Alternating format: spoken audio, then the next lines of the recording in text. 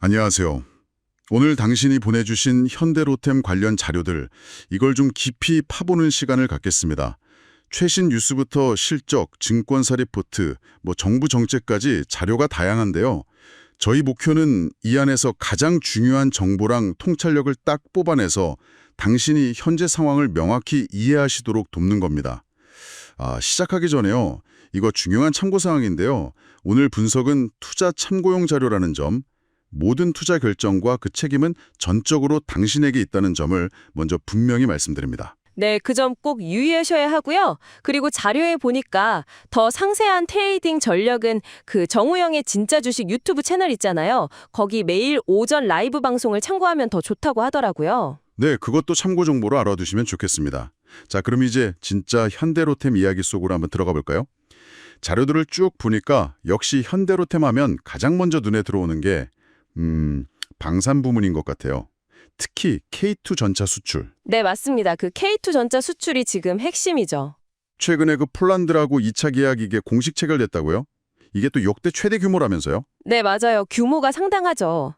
그래서 지난 1분기 실적 보면 방산 매출만 전년 동기 대비해서 107%가 늘었어요. 와, 107%요?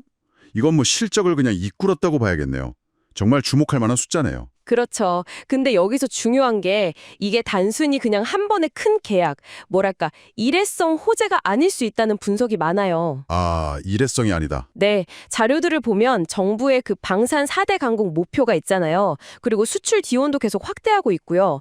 이런 정책적인 흐름에 직접적인 수혜를 받고 있다는 해석이 지배적입니다. 아하, 정책 수혜. 그래서 증권사들도 이걸 아주 긍정적으로 보고 있는 거군요. 네, 맞아요. 증권사 리포트 보면 목표 주가 줄줄이 올리고 있고 대부분 매수 의견을 내고 있죠. KB증권 같은 경우는 목표가를 27만 원까지 제시했더라고요. 27만 원이요? 와, 네, 결국은 이 K2 전차 수출 모멘텀하고 또 방산부문 영업이익률이 상당히 높거든요. 거의 30%에 육박하는데 자료들에서 공통적으로 이 두 가지를 핵심 투자 포인트로 꼽고 있는 거죠. 듣고 보니 정말 전망이 밝아 보이는데요. 근데 자료에 보니까 주가가 최근에 확 올랐다가 7월 초에는 18만 원대까지 좀 조정을 받았다는 내용도 있더라고요. 그럼 마냥 좋은 이야기만 있는 건 아닌 것 같은데 어떤 좀 우려되는 점이나 리스크 요인 같은 건 없나요? 네, 좋은 지적이세요. 당연히 리스크 요인도 있죠. 자료에서도 그 점을 지적하는데요. 우선 주가가 단기간에 너무 빨리 오른 거 아니냐. 그래서 조정 가능성이 있다. 이게 첫 번째로 꼽히고요. 단기 급등 부담이군요. 네. 그리고 또 하나는 이런 대규모 수출 계약이라는 게 사실 본 계약으로 최종 확정되기까지는 시간이 좀 걸리잖아요. 그 과정에서의 일정 불확실성, 이것도 무시할 수 없죠. 언제나 큰 계약에는 변수가 따르니까요. 그렇죠. 본계약 일정이 아직 딱 정해진 건 아니니까요. 맞습니다. 그리고 또 현대로템이 방산만 하는 건 아니잖아요. 그 외에 수소 사업이나 철도 사업 같은 비방산 부문, 이쪽의 수익성을 좀 더 개선해야 하는 과제가 남아있다. 이런 점도 언급이 됩니다. 비방산 부문의 수익성 개선, 그것도 과제군요. 네, 결국 지금 시점에서 투자 결정을 하려면 이런 단기적인 주가 변동성, 그리고 새로운 소주 소식이 계속 이어질지 여부, 또 정부 지원 효과가 앞으로도 계속될지 이런 것들을 좀 면밀히 따져봐야 한다는 의미입니다. 자료에서도 수익원을 좀 다양화하고 해외 수주를 계속 확대할 수 있을지가 중요한 관전 포인트라고 체크하고 있죠. 그럼 정리를 한번 해보면요.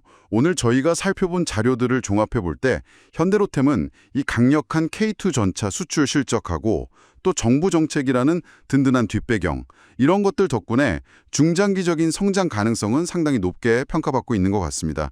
증권사들 시각도 대체로 긍정적이고요.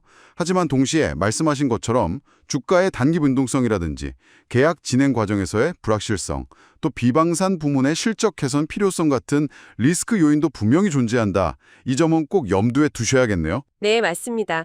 그리고 여기서 한 걸음만 더 나아가서 생각해 볼 질문이 하나 있는데요. 자료들은 주로 기업 실적이나 계약, 정책 이런 데 초점을 맞추고 있잖아요. 그렇죠. 근데 폴란드 사례처럼 이렇게 국가 간의 아주 큰 규모의 방산 계약, 그 이면에는 혹시 자료에는 잘 안 드러나는 어떤 지정학적 변수라던가 아니면 예상치 못한 공급망 문제 같은 그런 더 거시적인 문제들이 숨어 있을 가능성은 없을까요? 이런 큰 그림의 요인들이 기업의 아주 장기적인 전망에 어떤 영향을 미칠 수 있을지 이런 부분까지 함께 고민해 보는 건 어떨까 싶습니다. 네, 정말 생각해 볼 만한 흥미로운 질문이네요. 거시적인 변수까지 고려해야 한다. 좋은 지적입니다. 자, 오늘 저희가 나눈 이야기는 당신이 제공해 주신 다료에 기반한 분석이라는 점 다시 한번 강조하고요. 그리고 투자는 언제나 신중하게 접근해야 한다는 점도 잊지 마시기 바랍니다. 최종 판단과 책임은 당연히 당신의 몫입니다. 네, 그 점이 가장 중요하죠. 그리고 만약 더 구체적인 매매 타이밍이나 전략 이런 게 궁금하시다면 아까 언급됐던 정우영의 진짜 주식 유튜브 채널의 라이브 방송을 참고하시는 것도 하나의 방법이 될 수 있겠습니다. 오늘 저희 분석이 현대로템을 이해하시는 데 조금이나마 도움이 되었기를 바랍니다.